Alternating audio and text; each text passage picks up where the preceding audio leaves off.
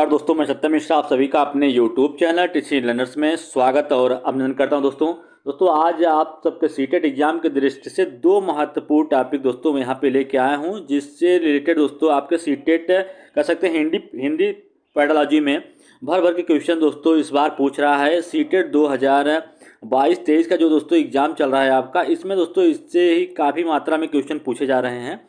एक कौन है, चोमस्की है, दूसरा कौन है, स्टीफन क्रेसन है। दोस्तों इन्हीं पहले से चोमस्की से दोस्तों पहले क्वेश्चन बनता था, लेकिन स्टीफन क्रेसन से इस बार दोस्तों काफ़ी क्वेश्चंस पूछे जा रहे हैं। चलिए स्टार्ट करते हैं आज की क्लास का पहला क्वेश्चन। दोस्तों शुरू से अंत तक पूरा वीडियो देखिएगा, और दोस्तों एक चीज़ और, मेरे चैनल को लाइक और शेयर जरूर कर दिएगा दोस्तों। चलिए आगे चलते हैं इस क्वेश्चन के बाद। पहला क्वेश्चन दोस्तों देखिएगा क्या है इनका। कह रहा है कि निम्नलिखित में से कौन सा चोमस्की इनार्टिस्ट परिपेक्ष के बारे में सही नहीं है। कह रहा है कि बच्चों के जन्मजात सीखने की क्षमता और पर्यावरण के बीच परस्पर क्रिया पर ध्यान दें। बच्चों को जैविक रूप से भाषा के लिए प्रोग्राम किया जाता है। सभी बच्चों को सफलतापूर्वक अपनी मूल भाषा प्राप्त कराई जाती है।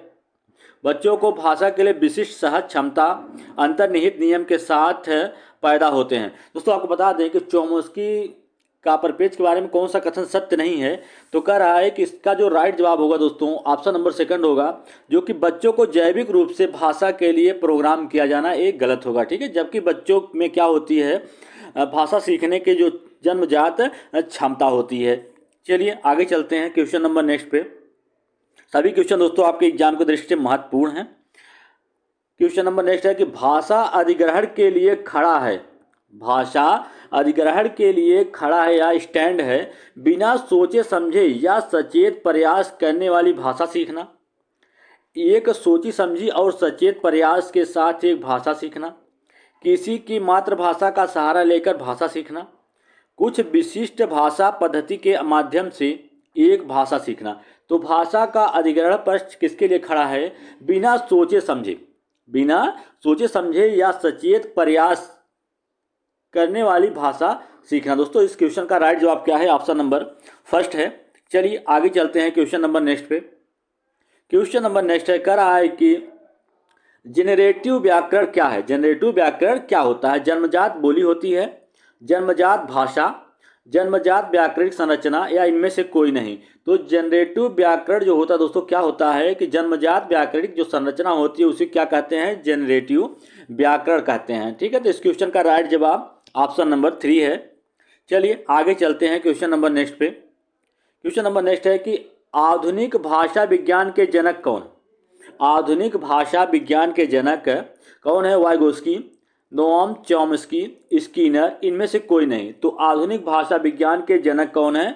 चॉम्स्की है दोस्तों। तो इस क्वेश्चन का राइट जवाब क्या होगा? ऑप्शन नंबर सेकंड हो जाएगा। चलिए आगे चलते हैं क्वेश्चन नंबर नेक्स्ट पे। क्वेश्चन नंबर नेक्स्ट है कि चोमस्की भाषा के कितने स्तर बताए थे? चोमस्की के द्वारा भाषा के कितने स्तर बताया गया? 1, 2, 3, 4। तो इनके द्वारा भाषा के सिर्फ कितने स्तर बताए गए? 2 स्तर बताया गया है। चलिए आगे क्वेश्चन नंबर नेक्स्ट पे। क्वेश्चन नंबर नेक्स्ट है दोस्तों, कह रहा है कि चोमस्की के अनुसार कौन सा कथन सही है? बच्चों को व्याकरण सिखाना जरूरी है। बच्चों में भाषा सीखने की क्षमता है बहुत सीमित होती है। बच्चों में भाषा सीखने की क्षमता जन्मजात नहीं होती है। बच्चों में भाषा सीखने की क्षमता जन्मजात होती है। तो इनका यही राइट है दोस्तों कि चोमस्की के अनुसार क्या सत्य है या सही कथन है कि बच्चों में भाषा सीखने की जन्मजात क्षमता होती है। तो इसका राइट जवाब क्या है? ऑप्शन नंबर डी है। चलिए दोस्तों अब देखिए, अभी हम देख लिए कि चोमस्की से बनने वाले कुछ इंपॉर्टेंट प्रश्न हैं दोस्तों, जिनकी पूरी संभावना है कि आपके एग्जाम में पूछे जाएं। और चलिए इनके सिद्धांत के बारे में थोड़ा यहाँ पे चर्चा कर लेते हैं। सिद्धांत क्या है? ठीक है, चोमस्की का भाषा सिद्धांत क्या है? चोमस्की भाषा सिद्धांत है। चोमस्की अमेरिका के मनोवैज्ञानिक, दोस्तों चोमस्की कहाँ के रहने वाले हैं? अमेरिका के मनोवैज्ञानिक हैं, जिन्होंने मनोविज्ञान संबंधित अनेक विचार तथ्यों का प्रतिपादन, जिनके द्वारा मनोविज्ञान संबंधित अनेक विचारों तथा तथ्यों का प्रतिपादन किया गया। ठीक है, आगे क्या है दोस्तों, चोमस्की को भाषा विकास के जनक के रूप में, दोस्तों चोमस्की जो है अगर पूछ लेता है, चोमस्की को भाषा विकास के जनक के रूप में भी जाना जाता है, मतलब फादर ऑफ लैंग्वेज डेवलपमेंट के रूप में भी चोमस्की को जाना जाता है। ठीक है, जिस कारण से इन्हें भाषाविद या भाषा मनोवैज्ञानिक के रूप में भी देखा जाता है। यह व्यवहार चोमस्की के अनुसार, दोस्तों चोमस्की का कहना था कि बालक में व्याकरण एवं भाषा सीखने की जो क्षमता होती है वो कैसी होती है। देखिए दोस्तों, हमेशा पूछता है कि चोमस्की के अनुसार भाषा सीखने की जो क्षमता होती है कैसी होती है, तो भाषा या व्याकरण सीखने की जो बालक की क्षमता होती है वो कैसी होती है, जन्मजात होती है। किसके अनुसार, चोमस्की के अनुसार। चोमस्की के इस सिद्धांत को मनोभाषिक सिद्धांत, देखिए दोस्तों, जो इनके द्वारा कहा गया था कि बच्चों में या बालकों में व्याकरण सीखने की जन्मजात क्षमता होती है, उनके इस सिद्धांत को मनोभाषिक सिद्धांत के नाम से भी जाना जाता है। किस सिद्धांत के नाम से, मनोभाषिक सिद्धांत के नाम से भी जाना जाता है। चलिए आगे देख लेते हैं इनके बारे में थोड़ा और जानकारी क्या है। आगे कह रहा है कि चोमस्की भाषा विकास का सिद्धांत है। चोमस्की के सिद्धांत का प्रतिपादन कब किया गया था, 1900। दोस्तों कभी कभी पूछ लेता है कि चोमस्की के भाषा विकास के सिद्धांत का प्रतिपादन कब किया गया था, तो 1959 ईस्वी में किया गया था। इनके द्वारा माना जाता है कि बालकों में भाषा सीखने की क्षमता जन्मजात होती है, अर्थात भाषा अर्जन करने की क्षमता बचपन से ही छात्र में निहित होती है। ठीक है, भाषा को अर्जन करने की क्षमता कुछ निश्चित समय तक, देखिए दोस्तों, भाषा की जो अर्जन क्षमता होती है कुछ निश्चित समय तक ही रहती है। इनका कहना भी, ये भी इन्हीं के द्वारा कहा गया था कि भाषा को अर्जन करने की क्षमता जो होती है कुछ निश्चित समय तक ही होती है। चलिए आगे क्या कहते हैं, चोमस्की का सिद्धांत जो दिया गया है दोस्तों चोमस्की के द्वारा, उसकी विशेषताएं क्या है।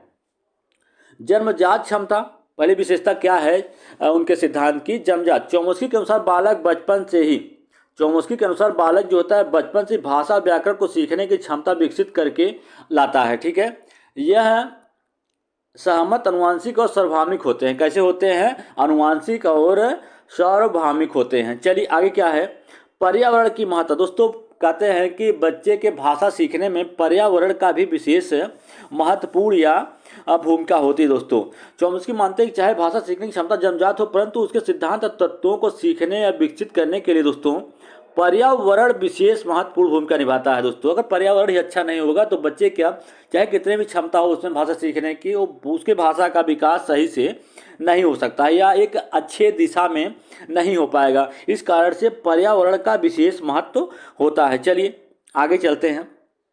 आगे चोमस्की के द्वारा क्या कहा गया है, भाषाओं में संबंध होता है।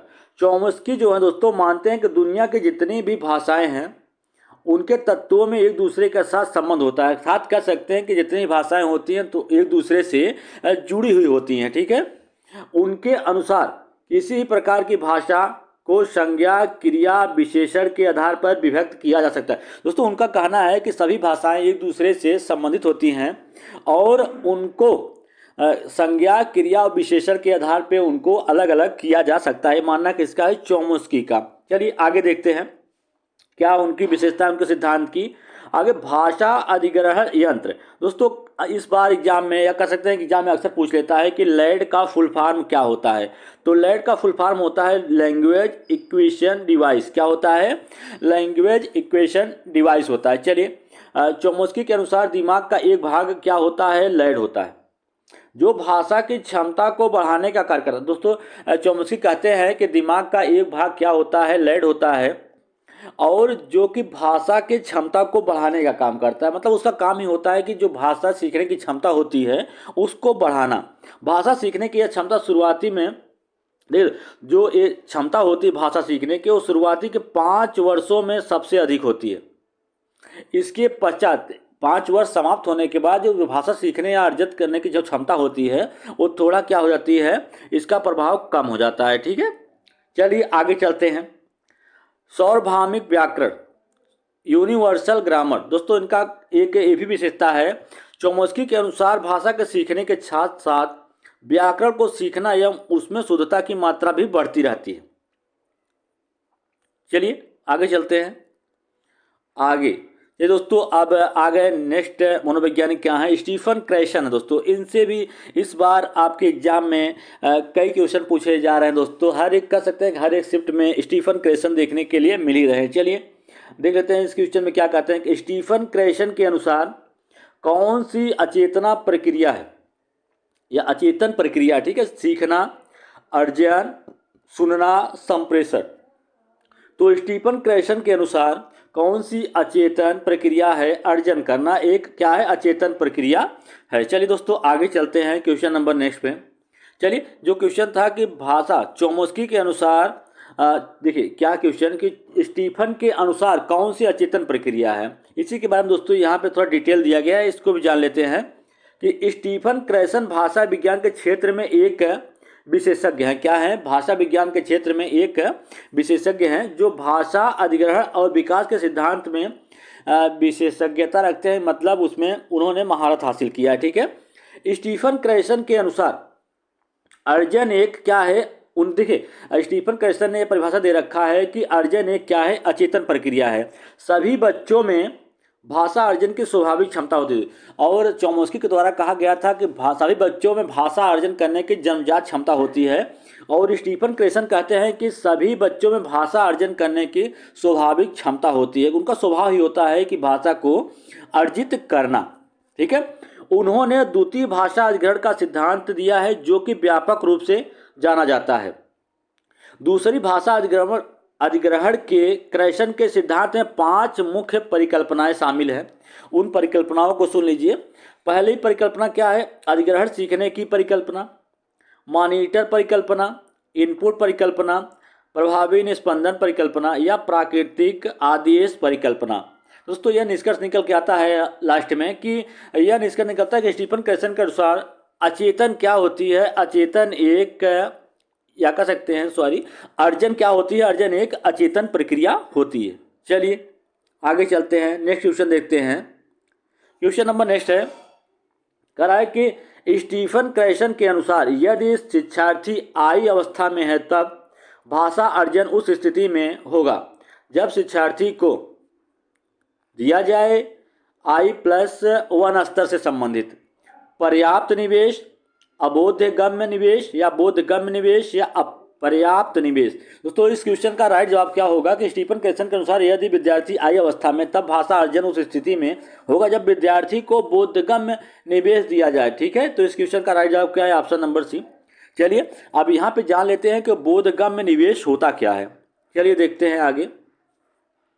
यहाँ पे देखिए, बोधगम्य निवेश समझ विकसित करने के लिए उपयोग में लाई जाने वाली विभिन्न प्रकार की सामग्री को बोधगम्य निवेश कहते हैं। दोस्तों कहा गया है कि समझ विकसित करने के लिए उपयोग में लाई जाने वाली जो विभिन्न प्रकार की सामग्री होती है उसी को क्या कहता है, बोधगम्य निवेश कहते हैं। दोस्तों देखिए जैसे वहाँ पे दिया गया था कि I1+ पहले से भाषाई क्षमता और अतिरिक्त भाषाई ज्ञान हासिल कर लेने को दर्शाता है।